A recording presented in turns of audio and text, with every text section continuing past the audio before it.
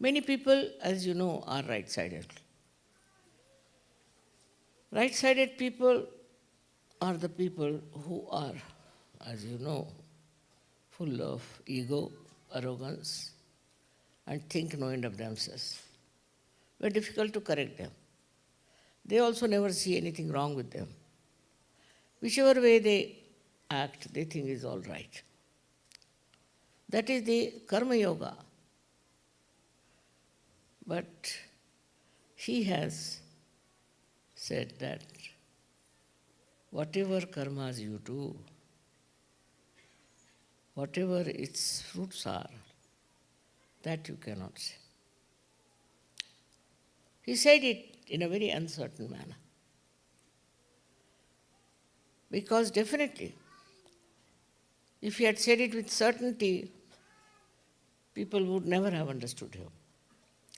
So he said, it's not possible that whatever karmas you are doing could be the karmas which will get you the blessings of the divine. Karmanyeva adhikaraste phaleshu ma kadachin. He has said it. So then, which karmas we should do? Or should we give up all the karmas? All the action we should give up? People were in two minds. This is the style of Sri Krishna, is to put people in two minds, so they use their discretion. And third one is the discretion, which he calls as the Jnana Marga. Is the central path by which you evolve. You evolve into a new state, into a new state of your mind, a new state of your being, by which you become absolutely above every nonsense. Also, you are endowed with power to fight whatever is bad, whatever is corrupting, whatever is killing this world. At that stage, you are equipped with the divine power that you can finish off anything that is negative around you. This is to be understood that that's a state. That's not just talking, that's not just believing that I am that. But it's a state. If you come up to that state where you are beyond all these things and you have all the knowledge, pure knowledge, the subtle knowledge of being, this is the Jnana Marga. Many people say that everybody cannot go to Jnana Marga. For that you have to have a special type of personality. But this is very misleading. Everyone can go into Jnana Marga. It is very, very innately built within us, this evolutionary attainment. It is within us. And all of us can have that. Only thing is, we have no confidence perhaps that we go on avoiding it and go to cheaper things like becoming devoted to something, doing some sort of a ritual, going to some sort of a holy place, all kinds of nonsense which doesn't give you the evolutionary ascent by which you know the knowledge, the pure knowledge, the real knowledge. So far, whatever you have known, it was written in the book.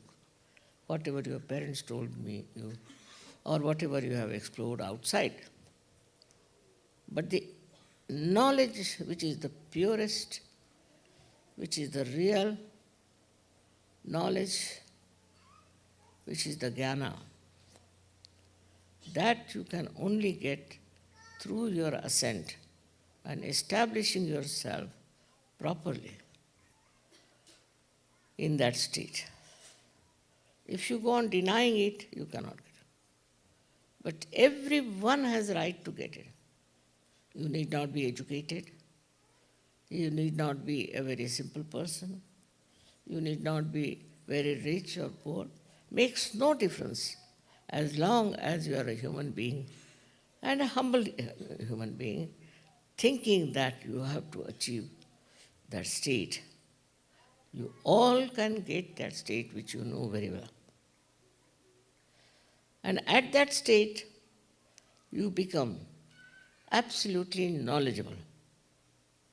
Knowledgeable about yourself, knowledgeable about others, knowledgeable about everything that goes around. But this state must be maintained and try to go above that state where you have no more doubts left in you. This is what Shri Krishna taught. And this is what one has to achieve. But he, being a diplomat, he tried to tell you other stories.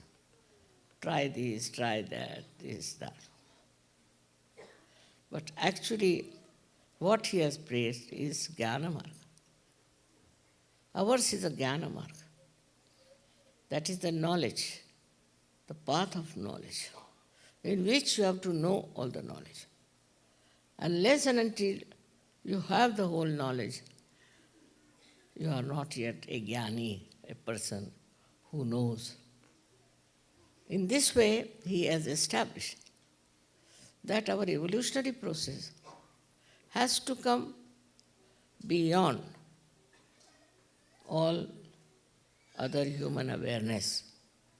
Other human awareness is of no value for a spiritual personality. Now, he knows something, say, how many miles it is from here, say, to New York, or what trains go there. All this knowledge is not needed. How much this cloth will cost, how much this carpet will cost, in what shop can you get. All this knowledge is just useless, is not the real knowledge. Such a person doesn't know this kind of knowledge. But what he knows is the knowledge about your being, knowledge about the whole universe, which is not how many stars there are or how many universes there are. No. It is the subtle inner personality of everything he knows. In that subtlety, he discovers so many new things which he may not even heard about. And thus, you reach a state of great knowledgeable personality. This is what we have to achieve. We are born as human beings and we know so many things already. People know so many things, but they don't know the actual. This knowledge doesn't come through your reading or through your intellectual pursuit or for your emotional movement, no. It is Shaswat, it is all the time there. It exists, it will exist.